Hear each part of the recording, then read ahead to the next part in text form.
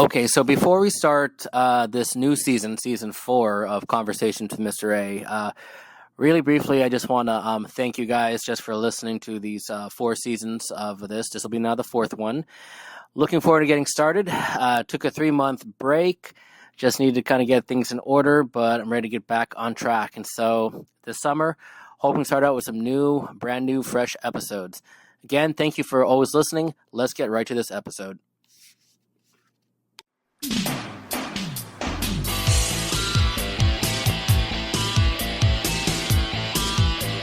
You've reached Conversation with Mr. A. This is your host, Anthony Apostilla. Thank you for listening. Let's get right to the episode.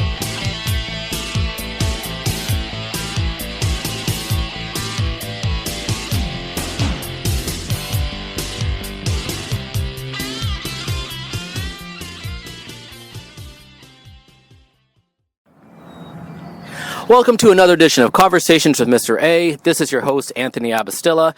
So for this episode, my guest is Steve Wood. He'll be finishing up with the Washington Youth Academy. He's been there for several years, and he was also with the Navy for a period of time as well. Thank you, Steve, for doing this interview. Thank you. Thank you for having me.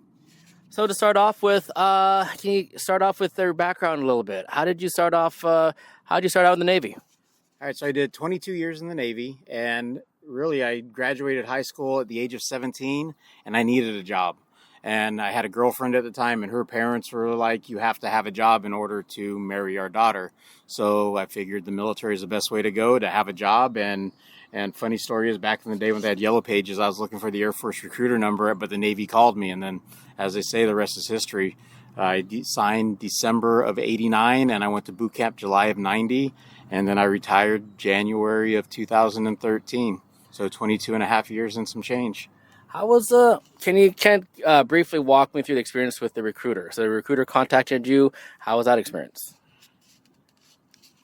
If I can remember back, that was 34 years ago. So that's a while ago. I just remember the phone call, going in and talking and looking at different jobs and what I wanted to do. And it first started with my ASVAB score. That was the important part, to see what I qualified for.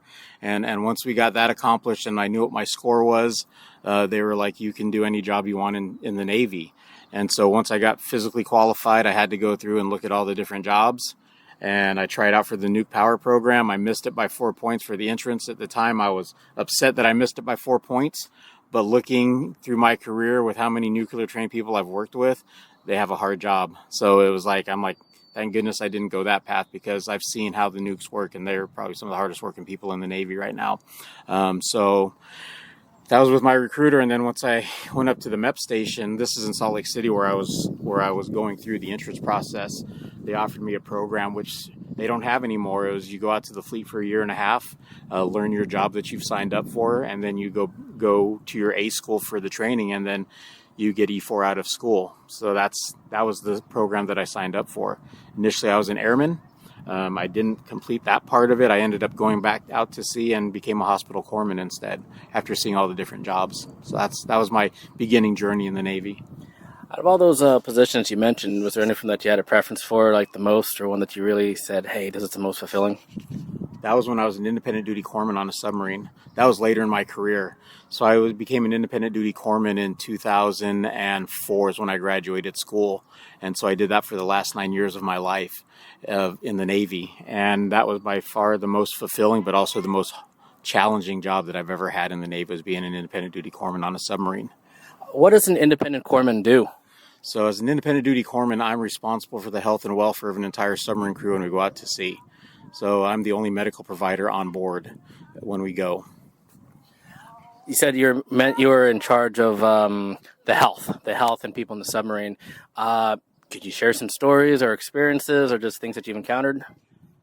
I mean, going out to sea, it's always a challenge. You're always worried about what can happen in the emergency situations and everything like that. I'm not going to go into detail, but I've had some traumatic things happen underway on a submarine. I'm not going to go into detail, but my training was there, and they talk about those moments when you're on a submarine of, you know, this may be one of the most challenging things you've ever do, and you may want to quit at times.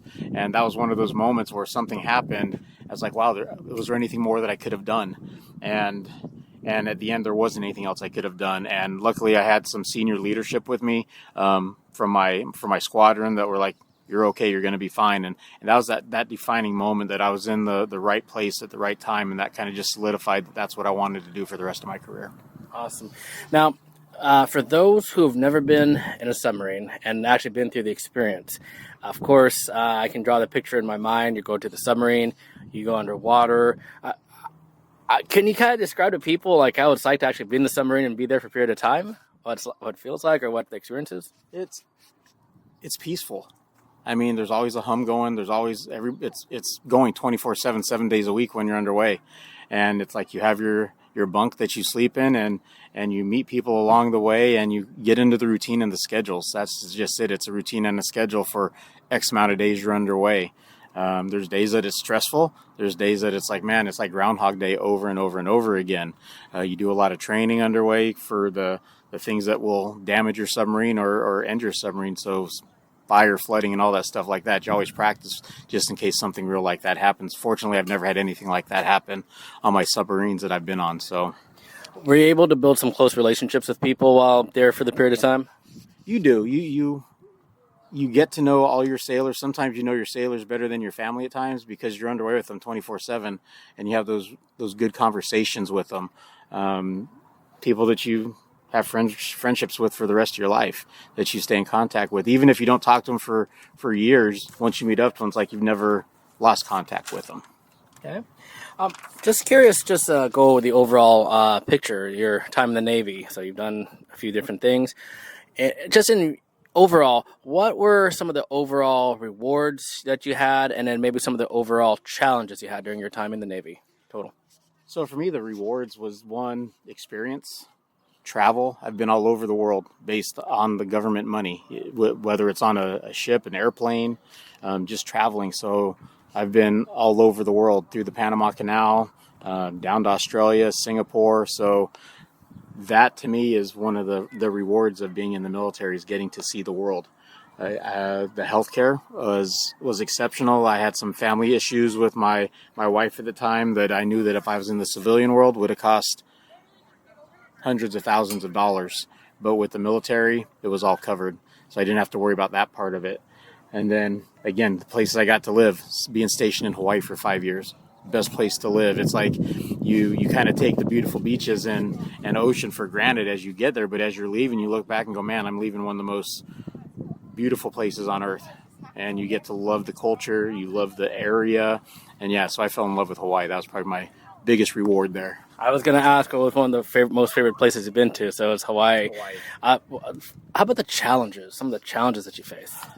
Being away from your main family, like your parents. And that's why now that I'm retired and I have grandkids now, I know that my parents and my wife at the time's parents never got to see our kids grow up because we're always away. We always have visitors, but it's nothing like that constant relationship that I have with my grandkids now. So that was probably the biggest challenge is having those good relationships with their grandparents for my kids.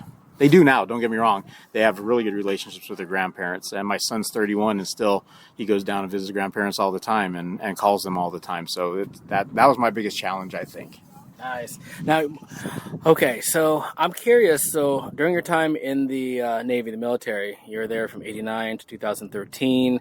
Any differences that you noted from your time there to maybe your understanding of how the Navy might be now? Like some of the differences that you have probably knew? So there's a lot of changes, and I've had some conversations with some senior leadership after I've been out. I've been retired now 11 years, and I have to take that step back because things change. Just as the world changes, the military is changing as well. And how we did things when I was in have probably changed how they've done it over the past 11 years that I've been retired. And I have to take that step back and go, this is your Navy now.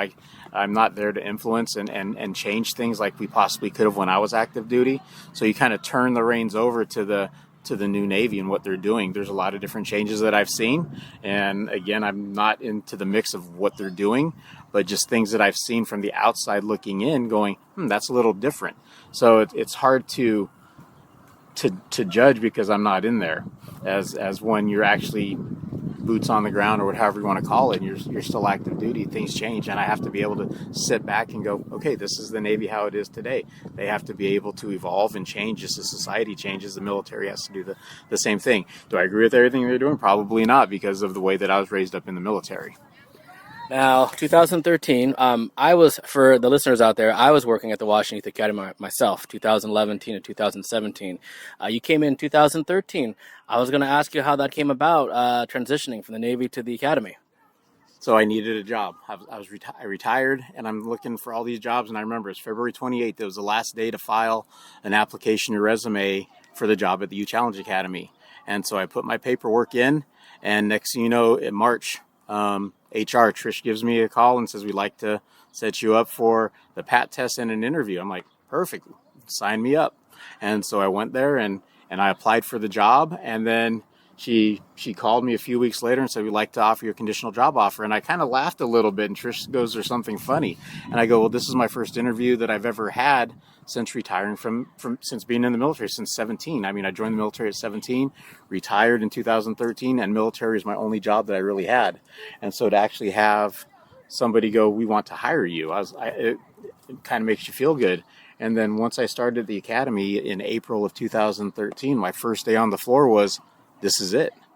There's no other place like this, and I've been there ever since. And like you were saying earlier, tomorrow's my last day at the academy. I'm resigning, retiring, however you want to put it, but I'm gonna take some time off and be with family. Hey, congratulations to that. 11 years. So, your experiences at the academy, some of the rewards and challenges. The 11 years you're there. There's too many rewards. The kids are the reward. Their successes are our rewards. The challenges, I mean, no matter where you go, there's always going to be challenges. And I love the mission of the academy and what we do and how we help, they use the term at-risk youth. But all these kids are amazing when they come there. They have their challenges, and that's what our challenge is getting through to the ones that volunteer to come there, and hopefully they can see themselves in a different light. Maybe see some positivity in their life, or maybe a lot of stuff has been negative. And that's what the challenge is getting through to them to say, hey, you can do better than what you were doing. And then when you see them leave and you see their successes, but also their struggles they have too, that shows how important the job is that we do at the academy. Now, you were also, because the time I was there, I know you. You were a supervisor. LT Wood. You were also pretty much the manager of the other cadre, the other staff. I was going to ask you your experiences. Well, managing adults. How was that? So managing adults, that can be challenging at times, because you always go in there with the expectations, like you know what your expectations are on the job, just do your job. And there's times where that doesn't always happen. So managing adults, you always have to come at it not from a point of anger, but from a point of learning, going, hey, we have this issue, we need to figure out what got you to where you're at. This is the plan that we need to work on to get you where I need you to be, and then just follow up with them. It's constant check-ins with the people that you work with. When people were making the mistakes, you try to work with them. Were there some occasions where it's like you really had to work with people longer than others? How were they responsive to when you tried to work with them, or how was that? Yeah, everybody's different. I mean, everybody has different type of learning styles, and everybody has different styles that they adapt to and learn better from. So definitely some take longer than others to get to where they need to be, and some less time. It's just the nature of humans. We're all different. So I try to work with everybody, meet them where they're at, and encourage them. I'm an optimist, and sometimes that's my downfall, is looking at the good in everything, because sometimes that bites me in the backside if I look at everybody in the positive, and then the reality sets in, going, oh, it's not what I thought it would be. So yeah, you just have to be open, honest, and give clear direction. So, okay, now you mentioned the mission, and you mentioned working with youth. I'm curious, any memorable or fun stories that you might have had with any of the cadets, like in your mind, maybe one of the most memorable experiences that you might be able to share? That's a tough one. I mean, I'm sure there's a lot. There's a lot. It is. I mean, like I was having a conversation with somebody the other day.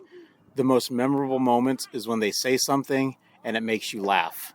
It's like, because most of the time I'm known as I've got the bearing. I'm kind of the way that I am all the time in the Bay. But when somebody says something kind of out of character for them, and then it causes me to lose my bearing a little bit and smile and laugh for a second, I have to regroup myself. So to me, those are the memories when we can actually sit there and laugh. And again, we're human. We do stuff like that. We're not robots programmed to do stuff, but you try to instill that structure and that discipline and what the standard is, and build those good habits. And when they get you out of your comfort zone and you laugh, that's what makes you laugh a little bit. That's awesome. Yeah. That's awesome. So, okay, just getting closer to the end. I'm wondering, so you told about your experiences in the Navy and the Academy. What would you give, what advice would you give to someone, maybe the 18-year-old self, 17-year-old self that's maybe thinking of joining the military or the Navy, and then maybe even those who are thinking about the Academy? What piece of advice can you give them? So for the military, I would say if you're looking for a job, find something that's going to make you marketable on the outside. I tell a lot of the cadets that, there's some cool jobs in the military, but they really don't transfer to a civilian job if you look at what you're doing. And so make sure the job you want is something that's going to give you the training that you want, the education that you want, and hopefully make you marketable on the outside to get the job that you want, to pay you the money that you want to earn when you get out of the military. For the Academy, be ready to be comfortable being uncomfortable, because as we always say, change comes in the struggle. Change comes in being uncomfortable so that you can learn new things. Just be ready to be the best version of yourself. And you've heard that before. We very much so. All the time. Very much so. Okay, so let's have some fun here. I'm going to do a thing called word association. Okay. I'm going to give you a word or two, and just maybe tell me the first thing that comes to mind, just your first thoughts. These are just meant to be fun and relaxing. Now, longtime listeners know this, that one of the things that I personally do not like is pickles. I just really despise pickles. Let's go with pickles. So, pickles. Yummy. You love pickles, okay? I love pickles. Okay, no judgment from that end. Discipline. Structure. Okay. Work ethic. Hard. Okay. Communication. Important. Okay. Some of the listeners may not know about this, but maybe let's go with Sergeant Payne, that movie. Oh, you mean Major Payne? Major Payne, sorry. Funny. Okay. Ooh, how about this? Difficult subordinates. Challenging. Okay. WYA. Amazing. Sports. Relaxing. Okay. Rap music. Don't listen to it. Okay. Country music. Listen to it. Okay. Barbie. What is that? Barbie. No, thank you. Okay. Horror movies. Like them. Okay. Action movies. Like them. Pizza. Good food. Okay. MMA. Occasional. Okay. Pro wrestling, WWE. Mr. Avastilla. All right. Any final words that you'd like to tell our listeners? I'll go back to the rap music one. Okay. So there is some that I've listened to, but it's from back in the day when I was growing up in the 90s and stuff like that. So because I always tell my kids, I'm open to any type of genre of music, because you never know what you're going to find and like. So I won't say that I don't listen to rap. It's just not my norm that I listen to. Not Dr. Dre, Ice Cube, or? No. But if they give me a song, I'll listen to it just so I can say, hey, I've broadened my horizons. Okay. All right. Any last things you want to tell our listeners by any chance? Final words? I can't think of anything. I mean, thank you for having me. It's my first podcast I've ever done. It's like, I'm kind of like the anti-social media guy, because it's like not my thing to be on social media. I don't post on social media. So this is something definitely new to me. So thank you for asking me to be here. Thanks for your time, Steve. Appreciate it. Yep, anytime. And that concludes this edition of Conversations with Mr. A, featuring Steve Wood. He's going to be retiring again from the Washington Youth Academy tomorrow as we speak, and today's June 19th. Just like I said during the interview, when I was working at the Washington Youth Academy, it was from 2011 to 2017, and Steve joined in around 2013. He didn't say this in the interview, but one thing I can say is definitely one of the most professional individuals I've ever met. And so it was a pleasure to reconnect with him. Steve, congratulations on your upcoming retirement from the Academy. Hope things go well with you for your future endeavors. Thank you for listening, everyone. We'll catch you for a future episode. Take care.